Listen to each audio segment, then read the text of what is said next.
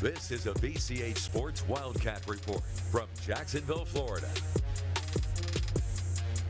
Well, the ACU Wildcats have taken the court for the first time since they landed in Jacksonville, Florida yesterday. The men will face Kentucky in the first round of the NCAA tournament tomorrow. We go now to VCH Sports reporter Dusty Baker, who is in Jacksonville live. Dusty tells us how the Wildcats looked as they stepped out of the court today.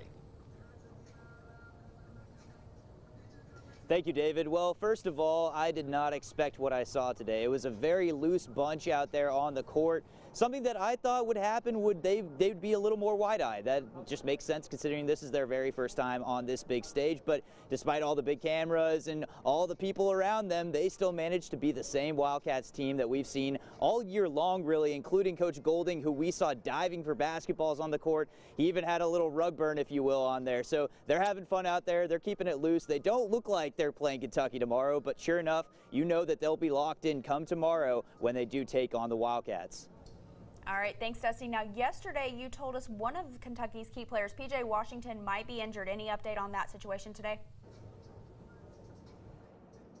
Yes, Kathleen. So John Calipari, the head coach of the Kentucky Wildcats, had said today that he is still in a walking boot. And as of now, that might lead to yet another player having to step up in his place. Now, this Kentucky team is full of just young freshmen and sophomores, and PJ is a sophomore. So incoming is a freshman, and that is, instead of PJ, we have ourselves EJ Montgomery, who may get a little bit more playing time this time around, depending on what the health of PJ is come tomorrow. Calipari did not really say exactly if PJ would be limited, but my guess and my assumption based off of what he said today is that he is still definitely not a for sure go tomorrow. He saw a specialist and he did not suit up or practice today as well. So that is the latest, and I will keep you updated as well as soon as I get more information on that. But for now, it sounds like Montgomery might be the play come tomorrow.